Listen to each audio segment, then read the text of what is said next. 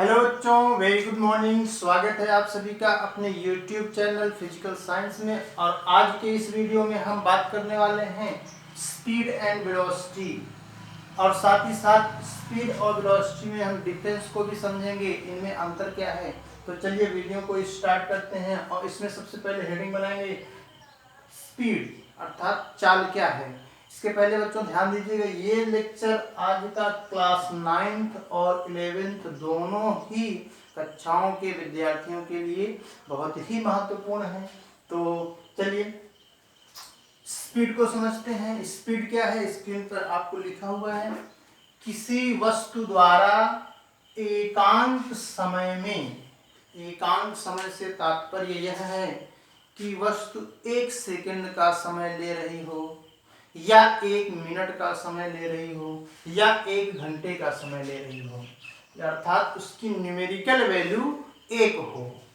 तो किसी वस्तु द्वारा एकांक समय में तय की गई दूरी उस यूनिट टाइम में वो जितनी डिस्टेंस कवर करेगी, जितनी दूरी तय करेगी, वह दूरी ही उस वस्तु की चाल कहलाती है।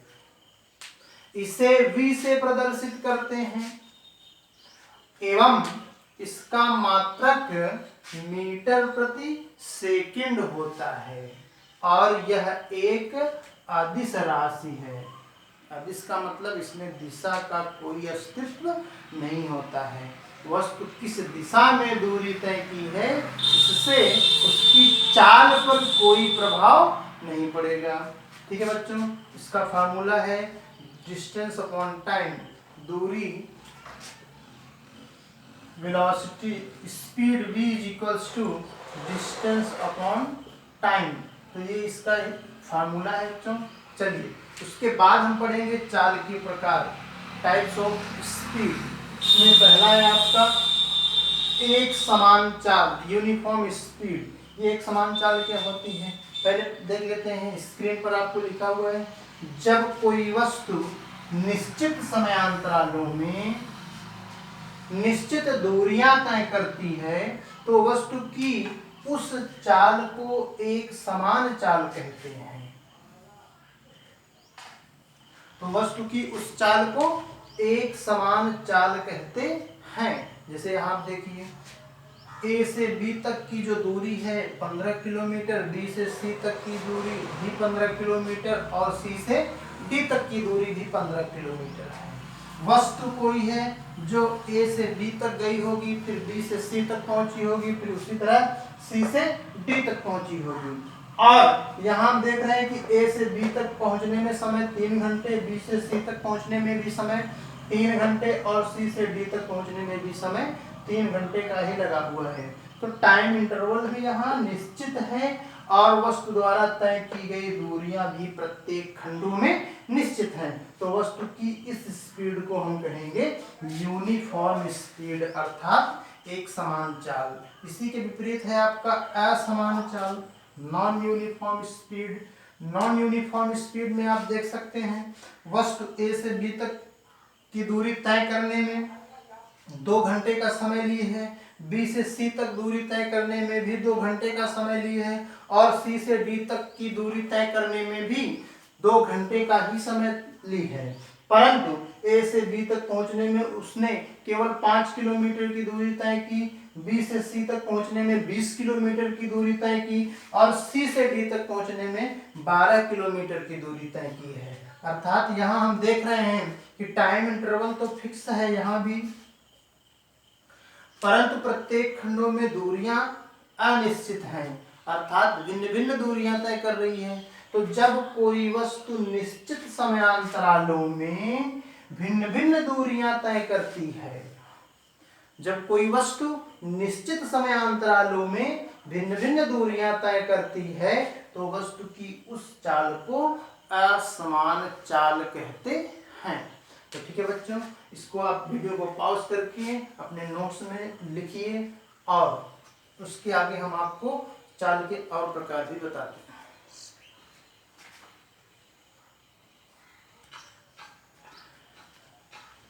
ठीक है बच्चों, नेक्स्ट है आपका एवरेज स्पीड। औसत चाल क्या है? किसी वस्तु द्वारा तय की गई कुल दूरी, वो जिस पथ पर गति की है उस पथ की संपूर्ण लंबाई प्रारंभिक स्थिति से अंतिम स्थिति तक की कुल दूरी कहलाएगी। तो किसी वस्तु द्वारा तय की गई कुल दूरी और लगे कुल समयांतराल को, कुल दूरी तय करने में जितना समयांतराल लगा है वो कुल समयांतराल है, के अनुपात को उस वस्तु की औसत चाल कहते हैं।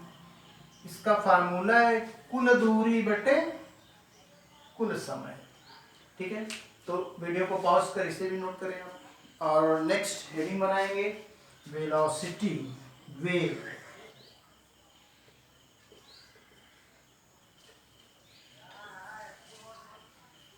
वेलोसिटी, चलिए आइए समझते हैं वेलोसिटी क्या है। किसी वस्तु द्वारा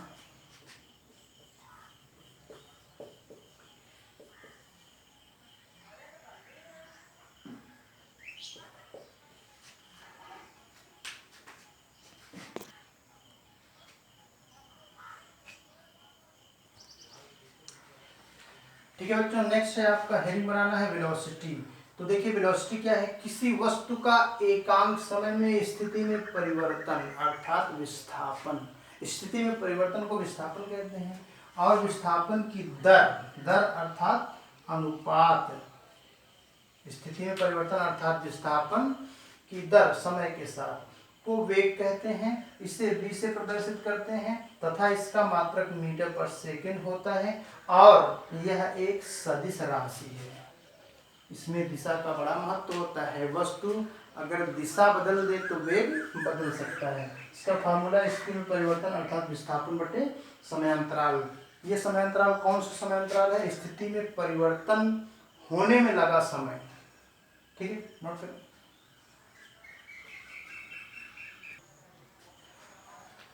ठीक है बच्चों, चलिए देखिए एक समान वेग और असमान वेग क्या है।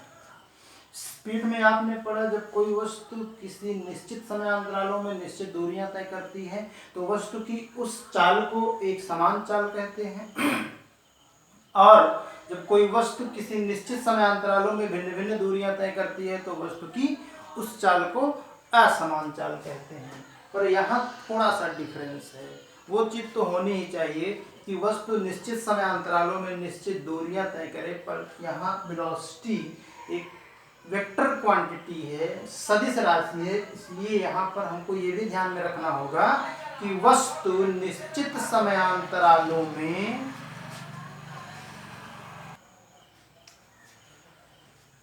ओके, क्षमा चाहता हूँ, थोड़ा आसपास माहौल ठीक नहीं है। तो देखिए फिर समझिए, जब कोई वस्तु किसी निश्चित दिशा में, डायरेक्शन भी चेंज नहीं होनी चाहिए, और निश्चित समयांतरालों में निश्चित विस्थापन तय कर रही हो, अर्थात उसकी स्थितियों का अंतर भी निश्चित हो। जैसे यहाँ देखिए ए से बी तक स्थिति में परिवर्तन 10 किलोमीटर, समयांतराल 2 घंटे, और उसी दिशा में बी से सी तक स्थिति में परिवर्तन 2 किलोमीटर, स्थिति में परिवर्तन 10 किलोमीटर और समयांतराल भी 2 घंटे, और सी से डी तक में स्थिति में परिवर्तन 10 किलोमीटर और समयांतराल 2 घंटे। उसी दिशा में, सेम डायरेक्शन में, यहाँ पूरे मार्ग में कहीं डायरेक्शन चेंज नहीं हुई है। जिस दिशा में ए से बी तक दूरी तय करना पड़ा है उसी दिशा में बी से सी, और उसी दिशा में सी से डी। तो यह एक समान वेग का उदाहरण है। परंतु यहाँ आप देखिए, ये एक सर्कुलर पाथ पर कोई वस्तु गति कर रही है। तो वस्तु इस डायरेक्शन में अगर गति कर रही है तो ए से बी तक, इस पॉइंट को मान रहे हैं ए बी और सी, तो ए से बी तक पहुंचने में वो 5 किलोमीटर दूरी तय की है, 2 घंटे का समय ली है। बी से सी तक दूरी तय करने में भी वो 5 किलोमीटर की दूरी तय की है और 2 घंटे का समय ली है। उसी तरह सी से ए तक में भी। परंतु यहाँ निश्चित समय अंतरालों में निश्चित दूरियां तो समान है, डायरेक्शन चेंज हो रही है। ए से बी तक जाने में वस्तु इस दिशा में चली है, बी से सी तक जाने में डायरेक्शन यहाँ चेंज हो गई, इसी तरह सी से ए तक आने में भी दिशा बदल रही है। तो यहाँ हर पॉइंट पर इसकी डायरेक्शन बदल रही है। तो भले समयांतराल निश्चित समयांतराल में दूरियां निश्चित हो या विस्थापन निश्चित हो, परंतु अगर दिशा बदल रही है, कंटिन्यू लगातार दिशा बदल रही हो, तो वहां एक समान वेग नहीं होगा। तो ये एग्जाम्पल असमान वेग का है, ये एक समान वेग का नहीं है। उसी तरह अगर हम यहाँ देखें ए से बी, बी से सी और सी से डी, तो ए से बी तक में दूरी 10 किलोमीटर, समय 3 घंटे, बी से सी तक में 10 किलोमीटर 3 घंटे, इसी तरह सी से डी तक में 3 घंटे में 10 किलोमीटर वस्तु तय की है दूरी। या उसका विस्थापन जो है प्रत्येक खंडों का समान है और टाइम इंटरवल भी फिक्स है, परंतु ए से बी तक की दिशा अलग है, बी से सी तक की दिशा अलग है और सी से डी तक की दिशा अलग है। डायरेक्शन चेंज होने के कारण यहाँ भी आप नहीं कह सकते यह वस्तु एक समान, ये भी असमान चाल है। और यहाँ देखिए डायरेक्शन तो सेम है, ए से बी तक पहुंचने में बी से सी और सी से डी, डी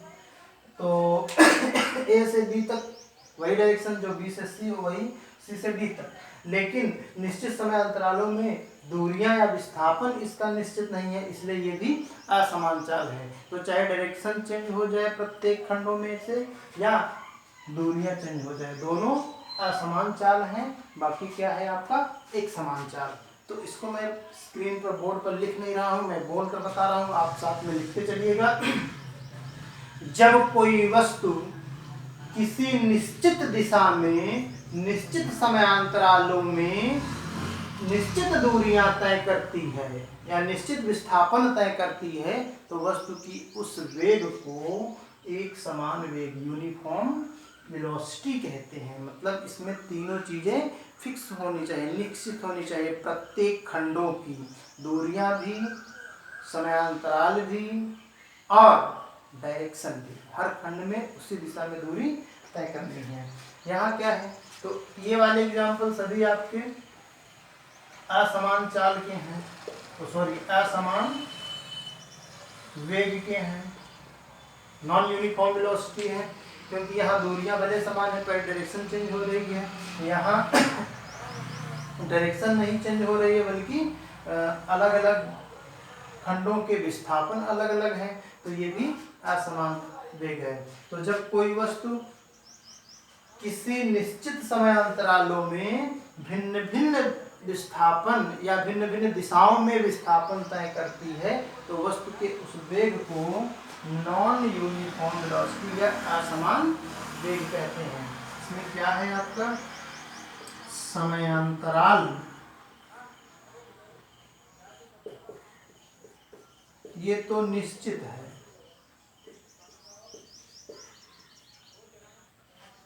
परंतु विस्थापन या दिशा भिन्न भिन्न है। ठीक, समयांतराल तो निश्चित है, परंतु विस्थापन या दिशा भिन्न भिन्न हो जाए तो वहां वस्तु के वेग को हम असमान वेग कहेंगे। और जब समयांतराल निश्चित होने के साथ साथ दिशा व प्रत्येक खंडों का विस्थापन भी निश्चित हो, तो उसे हम एक समान वेग कहते हैं। अब चलिए समझ लेते हैं एवरेज वेलोसिटी क्या है, औसत वेग क्या है। तो औसत वेग में हमें इनिशियल पोजीशन से फाइनल पोजीशन तक का डिस्प्लेसमेंट चाहिए, अर्थात कुल विस्थापन। अंतिम स्थिति माइनस प्रारंभिक स्थिति, अर्थात ये लिखा हुआ है कुल विस्थापन, कुल विस्थापन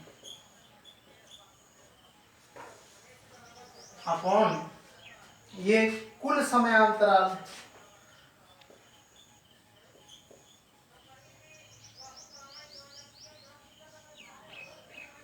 अर्थात किसी गतिशील वस्तु की अंतिम एवं प्रारंभिक स्थितियों के अंतर, अर्थात कुल विस्थापन एवं लगे कुल समयांतराल के अनुपात को उस वस्तु का औसत वेग कहते हैं। फिर से सुन लीजिए, किसी गतिशील वस्तु की अंतिम एवं प्रारंभिक स्थितियों के बीच कुल विस्थापन एवं लगे कुल समयांतराल के अनुपात को उस वस्तु का औसत वेग कहते हैं। इसे b से प्रदर्शित करते हैं तथा इसका भी मात्रक मीटर पर सेकेंड ही होगा। है तो वेलोसिटी ही, तो यूनिट जो वेलोसिटी की होगी वही सबकी होगी। तो ठीक है, इसको आप नोट करिए और नेक्स्ट हेडिंग बनाइएगा, difference between speed and velocity. ठीक है बच्चों, नेक्स्ट हेडिंग है आपकी चाल और वेग में अंतर। Difference between speed and velocity. चलिए देखिए, इस तरह हम एक चार्ट बना लेंगे कॉपी में, एक साइड स्पीड और एक साइड वेलोसिटी के दो कॉलम बना लेंगे। और इसमें हम नंबर 1 देख रहे हैं, आपको दिखा रहे हैं आपको कि यह एक अदिश राशि है। बहुत बड़ा डिफरेंस है अदिश और सदिश का, जबकि वेलोसिटी एक सदिश राशि है। अर्थात चाल एक अदिश राशि है जबकि वेलोसिटी या वेग एक सदिश राशि है। नेक्स्ट है आपका, यह सदैव धनात्मक होती है। चाल, किसी वस्तु की स्पीड या चाल कभी भी निगेटिव नहीं हो सकती है, जबकि यह धनात्मक अथवा ऋणात्मक दोनों प्रकार की हो सकती है। अगर निगेटिव डिस्प्लेसमेंट हुआ है तो वेलोसिटी भी निगेटिव आ जाएगी। और नेक्स्ट है आपका, यह एकांक समय में वस्तु द्वारा तय की गई दूरी है, डिस्टेंस, जबकि वेलोसिटी एकांक समय में वस्तु में हुए स्थिति में परिवर्तन अर्थात विस्थापन को कहते हैं। अर्थात यह एकांक समय में तय किया गया विस्थापन है, जबकि यह क्या है, दूरी है। तो ये है डिफरेंस स्पीड और वेलोसिटी में। तो इसे आप नोट करिए।